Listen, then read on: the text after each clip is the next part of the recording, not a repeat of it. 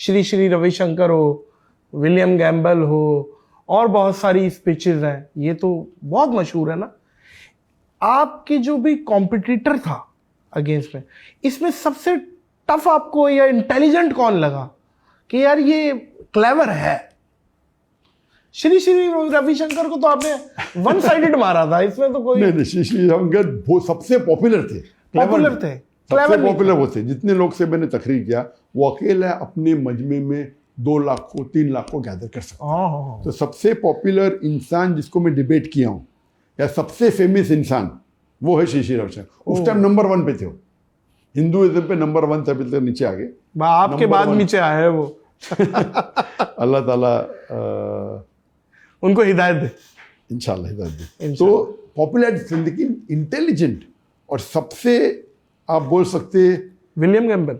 William Campbell का जो debate था, उनने जो रिसर्च की थी, he was not a very good speaker, इतने अच्छे मुकर्रिर थी ने, लेकिन जो उनने तनकीद की कुरान की बारे में, उनने किताब लिखी थी, डॉक्टर मॉरिस बुकेल की सबसे फेमस किताब थी कुरान एंड साइंस पे, the Quran and modern science. उसका जवाब उनने लिखा, the Quran and Bible in the light of science. और इस किताब में बाइबल को डिफेंड करने के अलावा उनने तकरीबन 38 साइंटिफिक एरर्स निकाली कुरान में, 38। और ये किताब बहुत मशहूर थी अमेरिका में, कनाडा में और वेस्टर्न कंट्री में। सो मच सो दैट 7-8 साल तक के कोई मुस्लिम उसका जवाब नहीं दिया। तो मुझे इन्विटेशन आया था यूएसए और कनाडा से कि आप इसको जवाब दे सकते हैं। और ये 2001 की बात है, मुझे इन्विटेशन आया था 1997 में। ये बुक तकरीबन 1990s के अर्ली में लिखी गई थी, तो 96-97 में मुझे इन्विटेशन, 98 में डिबेट होने वाला था कनाडा में। मैंने बोला इंशाल्लाह करूँगा मैं। फिर पोस्टपोन हो गया ईयर 2000 में। तो अप्रैल 1 इन द ईयर 2000 शिकागो में डिबेट ऑर्गेनाइज हुई। और उस वक्त ये किताब गैर मुस्लिम क्रिश्चियन इस्तेमाल करते थे मुसलमानों के साथ इन यूनिवर्सिटी। ये किताब पढ़ो, हमारे कुरान में इतने साइंटिफिक एरर्स है, scientific errors, how can be the word of God. इतने साइंटिफिक एरर्स है, खता है साइंस के बारे में, तो ये अल्लाह का कलाम तो हो ही नहीं सकता है। और मुसलमान जवाब दे नहीं सकते थे। अब इसके बारे में मैं इंसिडेंस कहूँगा आपको। एक बार मैं गया था सऊदी अरेबिया, तो वहाँ एक रियाद में एक सऊदी डॉक्टर मुझे मिला। बोला मैं आपको मिलने के लिए तरस रहा था। बोला मेरा मिजाज ऐसा है कि मैं दीदात का फ़ैन था, लेकिन कभी भी शेख दीदात के वीडियो डिबेट एक साथ में देख ही नहीं पाता था। मैं आधे घंटे से ज़्यादा देख ही नहीं सकता। तो अगर दीदात का डिबेट होगा 3 घंटे का, तो मैं 6 किश्तों में देखता हूँ, 6 पार्ट में। अगर 2 घंटे का डिबेट है तो 4 किश्तों में देखता हूँ। एक बार मैं मेरे दोस्त के वहाँ लंच के लिए गया और उसने प्ले किया आप विलियम कैम्पबेल का डिबेट। तो पहले हाफ एन आवर में विलियम कैम्पबेल बात कर रहे थे कुरान के खिलाफ, इतने मिस्टेक्स निकाले कुरान में, और वो डॉक्टर था। बोलते ये तो मैंने पढ़ा मेरे मेडिकल किताब में, ये मिस्टेक है, ये मिस्टेक है। उसको चेन नहीं आया, वो कंटिन्यू किया डिबेट देखते देखते। फिर मैं आया, मुझे जब देखा स्क्रीन पे, मैं तो उस टाइम मशहूर था नहीं, तो बहुत तेज में आया। वो सऊदी मुस्लिम डॉक्टर बोलता है ये विलियम कैम्पबेल कौन है, इतनी मिस्टेक निकाल रहा है कुरान में, मैं डॉक्टर हूँ और ये सब मेडिकल बुक में लिखा हुआ है। और उसको जवाब देने के लिए कौन ये नौजवान लड़का, कौन है ये डॉक्टर जाकिर नाइक, ये बिका हुआ है। तो बहुत तेज में था। बोलते ये इतना ज़ईफ इंसान और ये लौंडा ये तो वन साइडेड हार जाएगा, वन साइडेड, और ये बिका हुआ मुसलमान है। अल्लाह अल्लाह। और बाद में सॉरी बोला मुझे।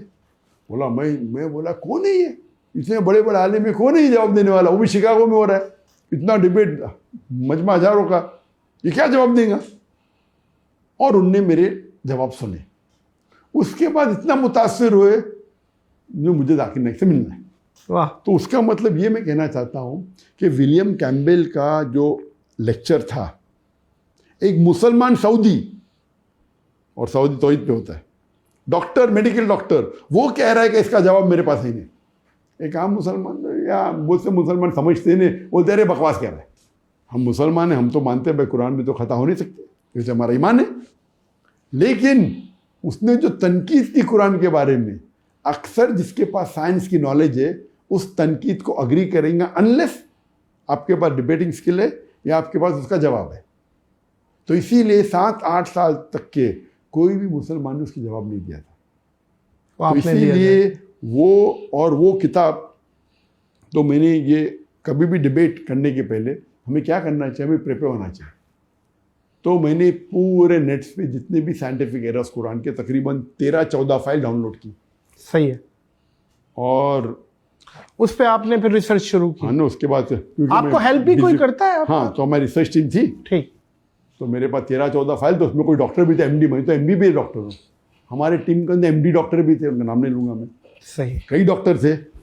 मैंने बोला भाई ये विलियम कैम्पबेल का जवाब दो, उसकी किताब है और ये बाकी है। तो 38 में से शायद 2-3 जवाब ला के दिए मुझे उन्होंने, और अभी डिबेट को 2 महीने बाकी थे अभी तक। तो मैंने बोला अरे भाई तू जवाब 38 का 2, अरे कम से कम बोलो 2 नहीं मिले, बाकी के मिले। अब इतना दाई है इतने साल से फील्ड में, और बाकी जो मैं फाइल लेके 14 फाइल, उसमें आधे से ज़्यादा जवाब ही नहीं उनके पास। तो मैं बोला ठीक है। तो मैं ज़रा चौंक गया, भाई एमडी डॉक्टर है, मैं तो एमबीबीएस हूँ। एमडी डॉक्टर को जब जवाब नहीं मिला और ये फील्ड का आदमी है, दाई है, तो मैं क्या जवाब ढूंढूंगा। अल्लाह अल्लाह। तो इसीलिए अल्लाह की मदद होती है। तो 1 महीना बाकी था डिबेट के लिए, तो मैं 1 महीना तो कम से कम पहले डिबेट के लिए खुद प्रिपेयर करता था, अभी बहुत कुछ होता है। तो 1 महीने पहले मैं शुरू किया, और माशाल्लाह शुरू किया, चंद दिन में खुद आप पे आमद हुई अल्लाह ताला की तरफ से? नहीं, जब मैं नहीं, देखो इल्म एक चीज़ है और एक अल्लाह की मदद एक चीज़ है। सही। तो मेरे जो भी मैं तकरीर करता हूँ, मेरे हिसाब से अल्लाह की मदद सबसे अहम है। बेशक। मेहनत तो है, बेशक। तो इसीलिए मैं कहता हूँ कि कोई भी काम में सफल होने के लिए तीन रूल है। नंबर, चाहे दावती काम हो चाहे बिजनेस हो, नंबर 1 रूल अल्लाह ताला कहते हैं सूरह इमरान में, सूरह नंबर 3 आयत नंबर 160 में, कि if Allah helps you none can overcome you, if Allah forsakes you who is there then you can help you, so let the believers put their trust in Allah। यानी अल्लाह अगर आपकी मदद करेगा तो आपको कोई भी शिकस्त नहीं कर सकता, नहीं कर सकता। लेकिन अल्लाह अगर आपको छोड़ देगा तो कोई भी आपकी मदद नहीं कर सकता। इसीलिए या मोमिनो, ए मोमिन, अल्लाह पे भरोसा रखो। तो आप कितनी भी बड़े माहिर हो, कोई भी फन के, अल्लाह के बिना या ज़ीरो। तो वो सवालात कैसे फिर वो आपके जहन में है? जी हाँ। तो पहला ये सेकेंड फॉर्मूला है, अल्लाह ताला फरमाते हैं सूरह अनकबूत में, सूरह नंबर 29 आयत नंबर 69 में, अगर आप अल्लाह के राह में जिहाद करेंगे, जिद्दोजहद करेंगे, तो अल्लाह ताला आपके रास्ते खोल देगा। तो जिद्दोजहद करना इंपॉर्टेंट है, ये नंबर 2 है। जिद्दोजहद करो, पहला अल्लाह पे भरोसा करो, अल्लाह की मदद हासिल करो, सेकंड जिद्दोजहद करो। और अगर आप जिद्दोजहद करते आपको सफलता नहीं मिलती, तो अल्लाह को दोषी मत ठहराओ, आपका जिद्दोजहद सही नहीं है। सही है। क्योंकि अल्लाह ताला का वादा है, आप जिद्दोजहद करेंगे अल्लाह ताला रास्ते खोलेगा। अगर रास्ते नहीं खोल रहे तो आप भी गिलती है। सही। आप समझ रहे आप जिद्दोजहद कर रहे लेकिन नहीं कर रहे, तो नंबर 2 हो गया। नंबर 3 सूरह नहल, सूरह नंबर 16 आयत नंबर 43, और सूरह अंबिया सूरह नंबर 21 आयत नंबर 7 में अल्लाह ताला फरमाते हैं, फसअलू अहले ज़िक्री इन कुंतुम ला तालमून। अगर आप नहीं जानते उससे पूछो जो वो फ़न का माहिर है, अहले ज़िक्र से। तो अगर आप साइंस के बारे में जानना चाहते हैं साइंटिस्ट को पूछो, फ़िक़्ह के बारे में जानना चाहते हो फ़क़ीह को पूछो। तो आस्क एन एक्सपर्ट, चाहे वो एक्सपर्ट नॉन मुस्लिम हो। तो नंबर 1 अल्लाह की मदद, अल्लाह की मदद हासिल करने के लिए आपको जो भी अल्लाह के अहकामात है कुरान में उसमें करना चाहिए, उसके बाद जिद्दोजहद करना चाहिए, उसके बाद एक्सपर्ट को पूछना चाहिए। तो जब मैंने ये क्वेश्चंस पढ़ा और तहकीक करने लगा, तो अल्हम्दुलिल्लाह चंद दिनों में मुझे जवाब आ मिल गया। गया।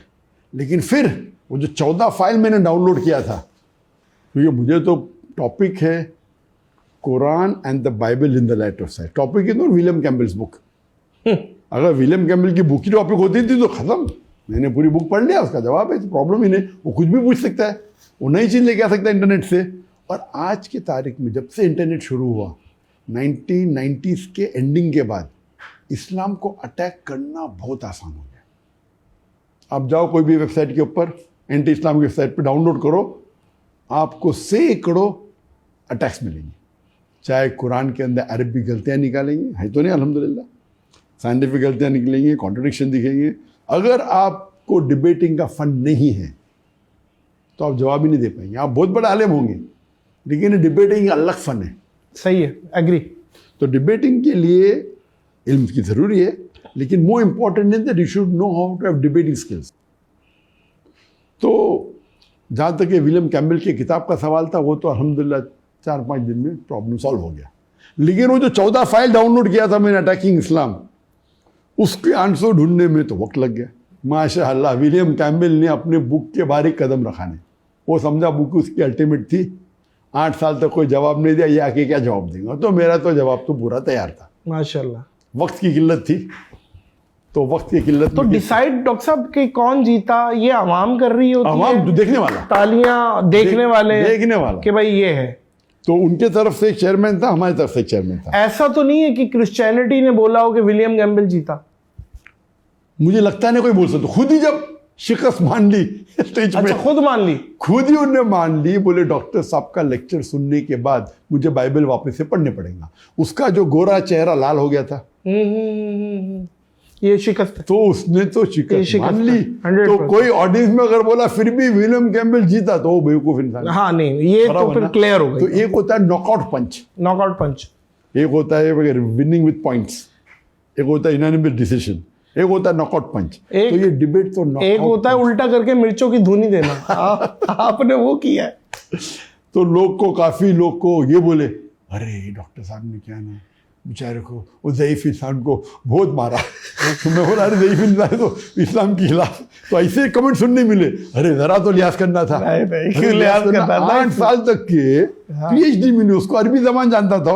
ओ, आप समझे ना? जी जी। तो लेकिन वो देखेंगे आप, चेहरा उसका गोरा चेहरा एकदम स्टार्टिंग में तो आ गया, एकदम मुंह लटक गया उसका, एकदम लाल हो गया। आप देखेंगे डिफरेंस ना।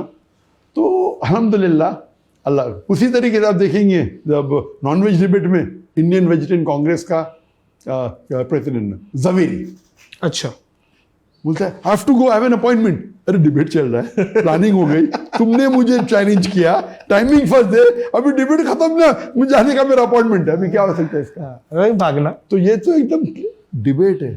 वो मुझे चैलेंज कर रहा है, बोलता मैं मेरे ऑडियंस लेवल क्या हुआ है, ये टाइमिंग सेट हो गई पूरी, अभी बाकी 1 घंटा, आप बोलते अपॉइंटमेंट है। और उसका चेयर, हर डिबेट में 2 चेयरमैन होते हैं, उसके तरफ से मेरी तरफ से।